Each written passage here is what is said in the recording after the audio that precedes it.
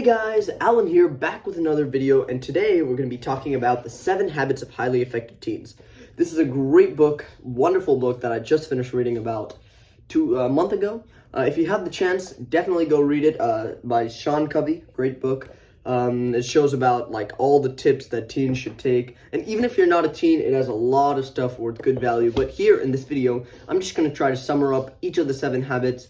I'm probably going to do 2 parts, 1 part today, 1 part next week, so the video doesn't become way too long, and I get an extra video in. So let's start. So the first habit of highly effective teens is be proactive. So this book is actually split up into 2 sections, the public victory and the private victory. Habits 1, 2, and 3 fall under the private victory, and habits 4, 5, 6 fall under the public victory, and then habit 7 is just kind of by itself. So the first one in the private victory is be proactive.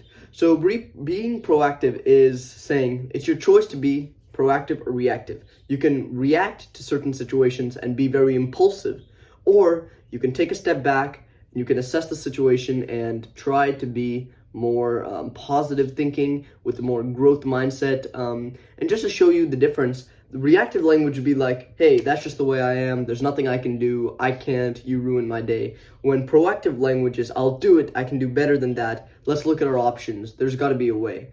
So you can clearly see the difference between a person who's always negative and reactive and very impulsive versus a person who has a growth mindset.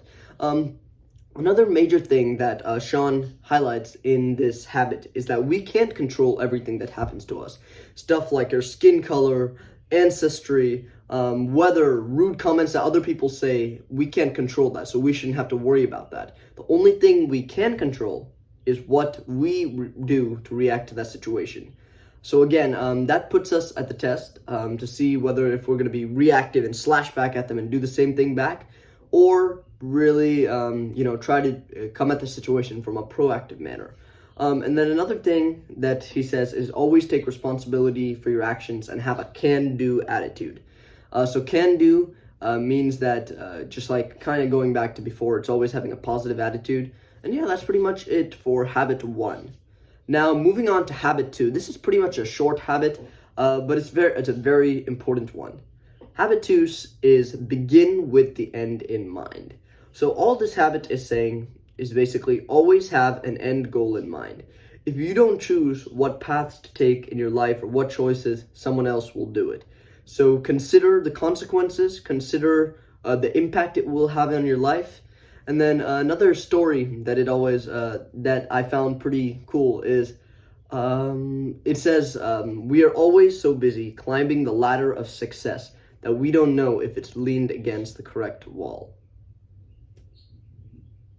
Yeah. So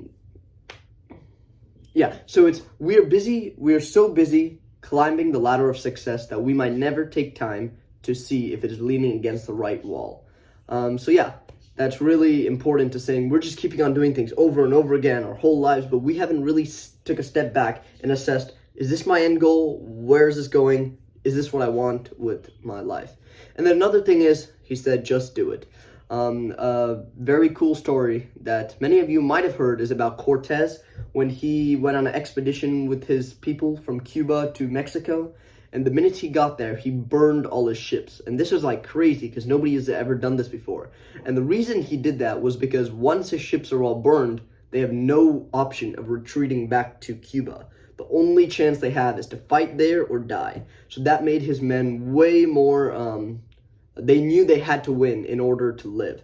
So when they're put in that situation, they reacted accordingly. So that's just another cool thing, that their goal was to capture that, and they eventually did because of him burning the ships. Alright guys, moving on to habit number 3.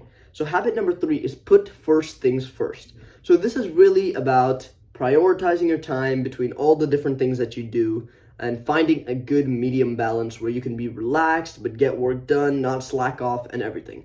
So a major thing that Sean says in this is the 4 habits, the 4 time quadrants. So there's 4 different quadrants of people. Nobody is just one type. Everybody spends time in each of these quadrants. So there's urgent things, Urgent things are things that have to be done as soon as possible, and activities that demand immediate attention.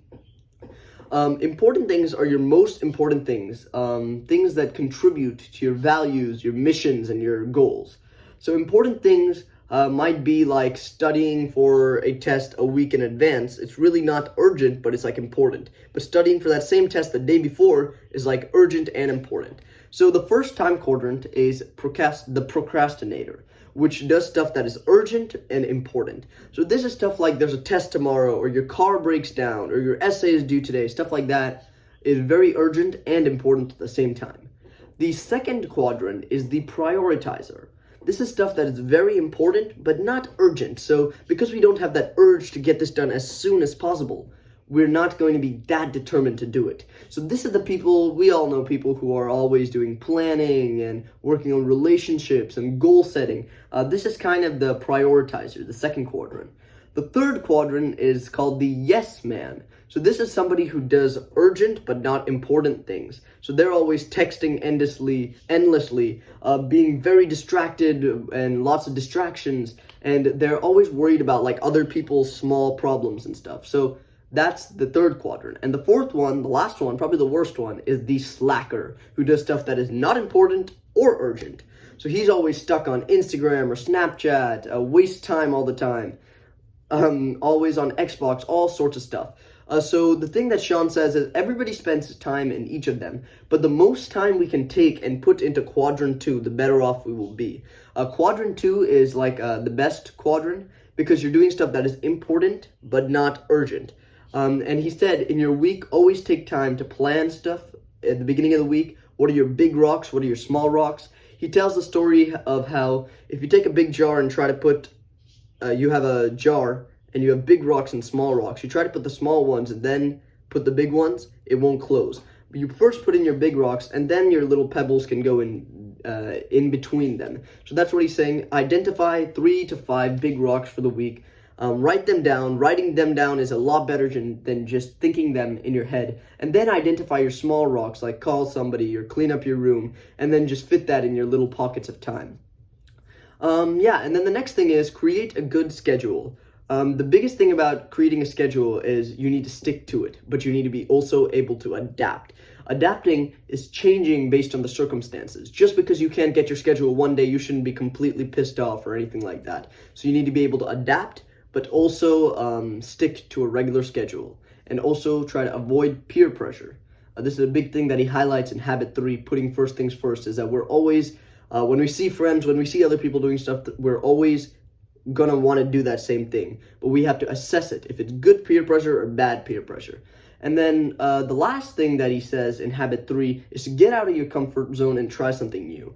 I'm guilty of this, everybody is. We always want to do stuff that we're good at, but stuff that we're not, just go out there, give it a shot, and yeah. So that's pretty much it for this video, guys. We talked about habits 1, which is be proactive, habit 2, which is begin with the end in mind, and habit 3, which is put first things first. Next week, I will have a video on the habits 4, 5, 6, and 7. So this was about the private victory, and the next one is more about dealing with others and relationships, and that's pretty much it, guys. So thank you so much for tuning in today. Definitely check out the 7 habits. I will probably put a link in the description if you want to check it out. That's pretty much it, guys. Tune in next week. Thank you for watching the video. Thanks for all the love and the comments. I love it. I'm very happy to see that. That's it. I'll see you in the next video. Bye.